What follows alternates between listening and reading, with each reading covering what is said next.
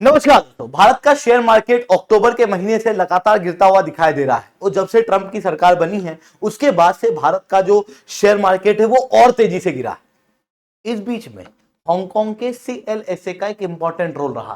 पिछले महीने अक्टूबर के अंदर हांगकांग के सीएलएसए ने भारत के वेटेज को कम करके चाइना को ओवरवेट कर दिया था, जिसके बाद चाइना के अंदर इन्वेस्टमेंट ज्यादा गया, भारत के पास इन्वेस्टमेंट कम आया। बट रिसेंटली अभी जो ट्रंप की सरकार बनी उसके बाद रिसेंटली सीएलएसए ने अपना स्टैंड जो है वो फिर चेंज कर दिया है और सीएलएसए ने अपनी रिपोर्ट के अंदर चाइना के वेट को कम करके इंडिया के वेट को बढ़ा दिया है। मतलब आने वाले समय में इंडिया के अंदर फॉरेन इन्वेस्टमेंट वापस आते हुए दिखाई देंगे और भारत का जो शेयर मार्केट है वो वापस से उठता हुआ दिखाई देगा। ये सब कैसे होगा इसे मैं शुभेंद्र चौहान डिटेल में आप लोगों के साथ में चर्चा करूंगा।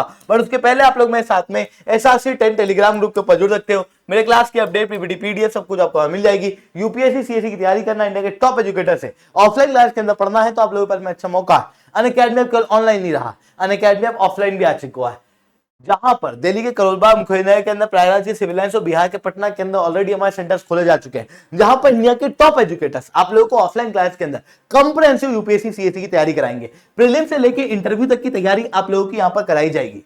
वन ऑन वन गाइडेंस दी जाएगी, टेस्ट सीरीज दी जाएगी, वो भी मार्केट के सबसे मिनिमम रेट में। केवल 79,999 के अंदर आपको ऑफलाइन सेंटर के अंदर ये कोर्स जो है वो हमारा प्राप्त हो जाएगा।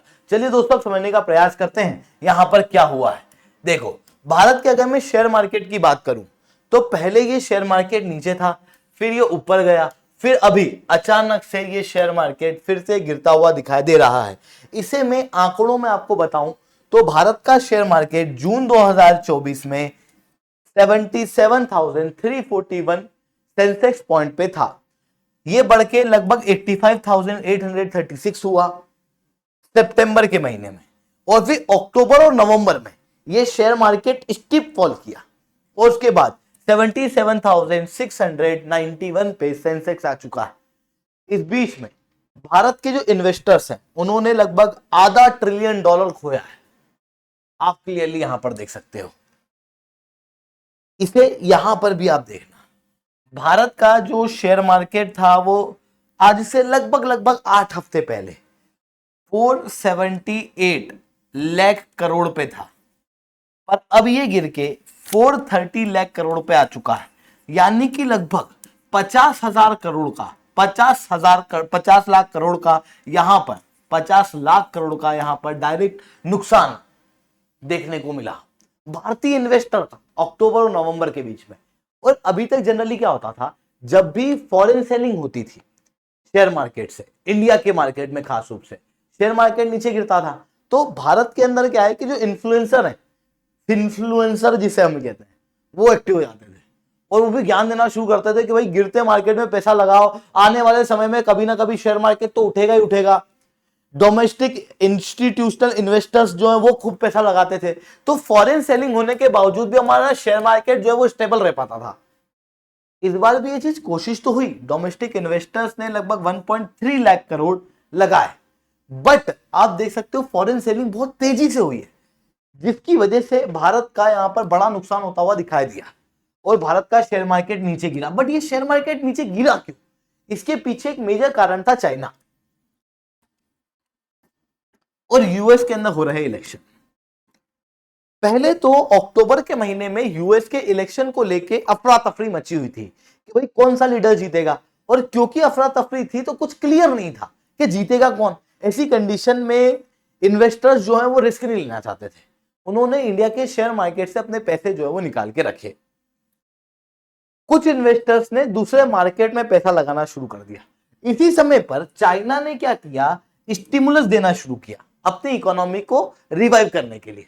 और क्योंकि चाइना की इकोनॉमी नीचे जा चुकी थी, स्टिमुलस की वजह से अचानक से ऊपर आती तो इन्वेस्टर्स का भारी फायदा होता। तो चाइनीज इकोनॉमी के अंदर इन्वेस्टर्स ने पैसा लगाना शुरू किया। इसी समय पर सीएलएसए ने अपनी रिपोर्ट के अंदर भारत के मुकाबले चाइना के वेट को बढ़ा दिया और उसके बाद चाइना के अंदर भारी इन्वेस्टमेंट जो है वो आते हुए दिखाई दिए। बट रिसेंटली क्या हुआ कि एक बड़ा चेंज हुआ है, वो बताऊंगा मैं आगे। उसके साथ में एक और इशू ये था कि जो भारत के अंदर रेट कट है, रेपो रेट, रेपो रेट कम होना था। क्यों कम हो जाना था? ऐसा लोग चाह रहे थे क्योंकि रुपया जो है, आप क्लियरली देख सकते हो, शेयर मार्केट के गिरने की वजह से इसका असर डायरेक्ट रुपए पे भी दिखाई दिया। इवन डॉलर मजबूत होता हुआ दिखाई दिया क्योंकि ट्रम्प सरकार बन चुकी थी, जिसकी वजह से रुपया जो है वो कमजोर हो रहा था। और रुपये के कमजोर होने पे इन्वेस्टर्स भारत से पैसा लगाने में डर रहे हैं। इसके पीछे सीधा सा कारण ऐसा है कि आप समझना, किसी ने $1 यूएस से लाके भारत के मार्केट में लगाया। मान लो इस समय पर एक्सचेंज रेट था 80 रुपया। ये डॉलर में तो शेयर मार्केट में पैसा लगेगा नहीं, इसको कन्वर्ट किया जाएगा कहीं में, रुपये में।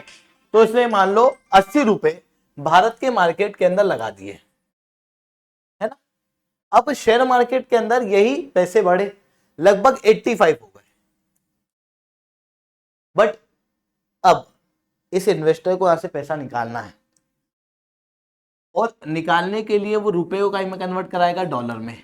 मान लो कि एक्सचेंज रेट कमजोर हो रहा है, रुपया जो है वो कमजोर हो रहा है, ये 85 पे चला गया, तो उसने जो पैसा निकाल लगा के रखा उसमें बेनिफिट तो हुआ, पर हकीकत में इसको कोई बेनिफिट ही नहीं होगा। क्यों? क्योंकि 85 को वापस ही डॉलर में कन्वर्ट कराएगा तो इसको $1 मिलेगा, जिसके कारण से इसको कोई बेनिफिट होगा नहीं। तो वही चीज है कि जैसे जैसे रुपया कमजोर होता है, इन्वेस्टर जो है वो किसी भी कंट्री के अंदर निवेश करने से डरते हैं, और रुपए को मजबूत करने का तरीका है रेपो रेट। बट इसी समय पे क्या हुआ कि भारत का जो इन्फ्लेशन है वो 6.21% दिखाई दे गया, और 6.21% इन्फ्लेशन जो मैक्सिमम लिमिट है उससे ऊपर है। ऐसी कंडीशन में ऑब्वियसली जो आरबीआई है वो रेपो रेट को चेंज नहीं कर सकती ज्यादा। अगर रेपो रेट को ज्यादा कम करेगी तो उसकी वजह से भारत का ही यहाँ पर नुकसान होता हुआ दिखाई देगा, और ज्यादा इन्फ्लेशन जो बढ़ता हुआ दिखाई देगा। तो इन्फ्लेशनरी कंट्रोल मेजर के अंदर रेपो रेट तो ज्यादा के ज्यादा ही दिखाई देगा, और अगर रेपो रेट ज्यादा हुआ तो उसकी वजह से ऑब्वियसली रुपया जो है वो कमजोर दिखा देगा। तो इस तरीके की स्थिति बन रही थी, जिसकी वजह से जो फॉरेन इन्वेस्टर्स हैं वो भारत के अंदर ज्यादा निवेश करने से डर रहे थे।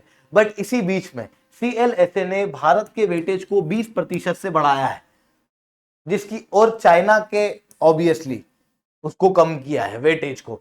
इसके पीछे मेजर कारण है ट्रम्प सरकार का आना, क्योंकि ट्रम्प सरकार जो आई है उसके बाद, अगर आप डोनाल्ड ट्रम्प के इलेक्शन कैंपेन को बहुत ध्यान से देख रहे होंगे तो आपने इस चीज को बहुत ध्यान से देखा भी होगा कि डोनाल्ड ट्रम्प जो है वो चाइनीज प्रोडक्ट के ऊपर टैरिफ लगाने की बात कर रहे थे, ट्रेड वॉर और इंटेंसिफाई करने की बात कर रहे थे, जिसकी वजह से आने वाले समय में जो चाइना की अर्थव्यवस्था है वो कमजोरी दिखाई देगी, और क्योंकि वो कमजोर होगी तो लोग यहाँ पर निवेश नहीं करेंगे, और उसी कारण से उसके वेटेज को स्टिमुलस देने के बावजूद भी अभी कम किया गया।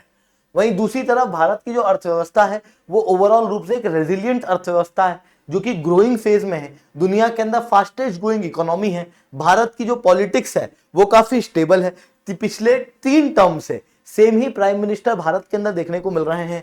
इन सारी चीजों की वजह से भारत का अंदर इन्वेस्टमेंट करना ज्यादा बेहतर है, और इसी कारण से यहाँ पर भारत को चाइना से ओवरवेट किया गया, और उसकी वजह से आने वाले समय में ऑब्वियसली भारत के अंदर वापस से इन्वेस्टमेंट जो है वो बढ़ते हुए दिखाई देंगे। ये शेयर मार्केट के लिए एक थोड़ी सी अच्छी खबर आते हुए दिखाई दे रही है। आई होप ये सारी बातें आपको समझ में आई होंगी। लेक्चर अच्छा लगा हो तो लाइक करना, लेक्चर बहुत अच्छा लगा नीचे 7 रिटर्न कमेंट करना। यूपीएससी सीएससी की तैयारी करना है, इंडिया के टॉप एजुकेटर से ऑफलाइन क्लास के अंदर पढ़ना है, तो आप लोगों के पास में अच्छा मौका है। अनअकैडमी केवल ऑनलाइन ही रहा है, अनअकैडमी में ऑफलाइन भी आ चुका है। दिल्ली के करोलबाग, मुखर्जी के अंदर प्रयागराज के सिविल लाइंस, और बिहार के पटना के अंदर ऑलरेडी हमारे सेंटर्स खोले जा चुके हैं। अगर आप हमारे सेंटर पर जुड़ना चाहते हो बिल्कुल जुड़ सकते हो। आज के लिए इतना ही, that's all from my side. जय हिंद, जय भारत।